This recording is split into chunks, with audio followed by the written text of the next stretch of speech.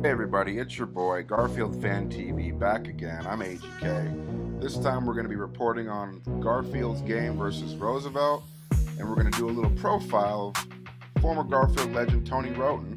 Let's get right into it. Garfield had a lead game against Roosevelt.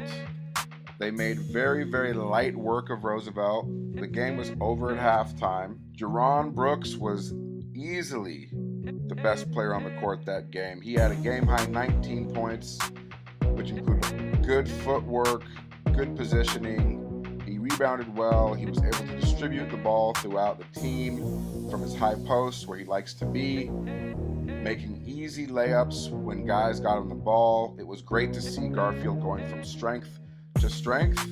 Jerron is one of those players that's very highly rated. He's a top 100 ESPN prospect. He had offers all up and down the country, both coasts, but primarily in the West Coast. He will be attending St. John's University next year under Hall of Fame and Olympic gold medalist Dream Team member Chris Mullin. So he's in a great place to develop his game and hopefully take it to the next level. I like to compare him to a little bit of Paul Gasol or Al Horford type. He's definitely a stretch four, but in college he's most likely to be playing a combo between the 3 and the 4, so that's why he's in a great place to be learning the game under somebody like Chris Mullin. Now this game that Garfield played against Roosevelt, this is a rivalry game, believe it or not. You know, back in the 80s and 70s and maybe even as far back as the 60s, Roosevelt were winning state titles. In fact, they've had their own NBA pedigree.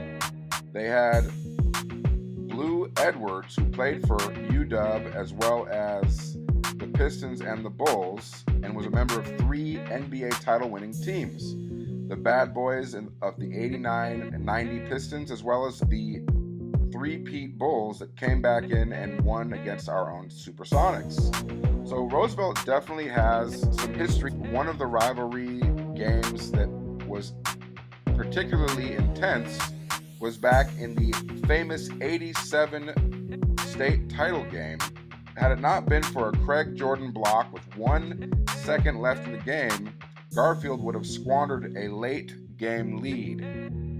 Ultimately, that block propelled them to the title because it was at the very end of the game with time winding down. But this was a real rivalry with Roosevelt, and it has died down over the years. But during the 80s and the 70s, when Seattle was integrating the public schools during this time, one of my own teachers at Garfield, Miss Thompson, was bused to Roosevelt along with the likes of Sir Mix-a-Lot, believe it or not. So you were able to have these types of really amazing players land at schools like Roosevelt. You don't really see that these days. The last notable player I can even think of from Roosevelt was Marcus Williams. This was an interesting game because it was a little bit contentious in the first quarter. Roosevelt came out and scored 21 points, or 19 points, which is a lot of points to be scored in a first quarter of any high school game.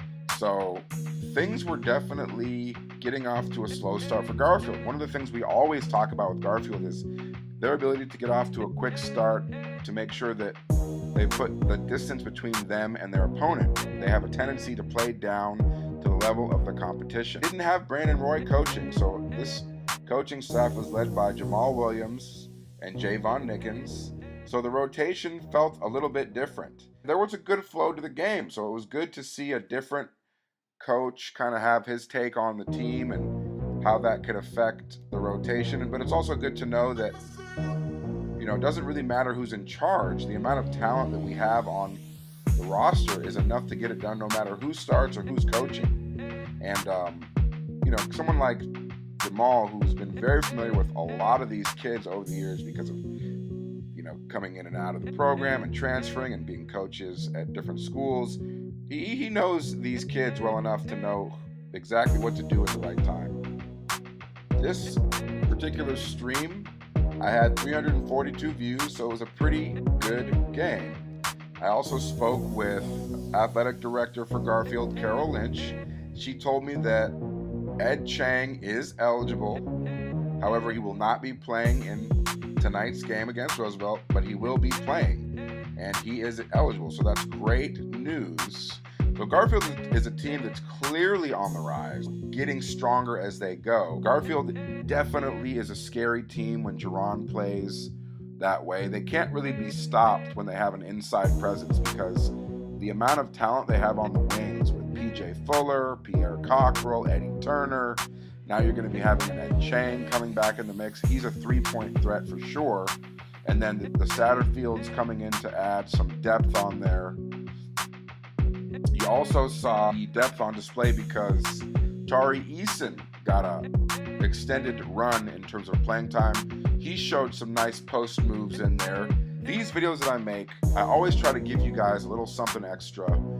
Today we're going to be talking about what happened to Tony Wroten. Everybody knows about Tony Wroten's exploits in high school, the controversy about whether or not he was actually from Seattle and how that kind of cost him a little bit of eligibility, but ultimately he was reinstated into the team. Everyone knows what he did in high school and in college, so we're going to pick this up after he was drafted. He was drafted 25th overall in the 2012 NBA draft by the Memphis Grizzlies.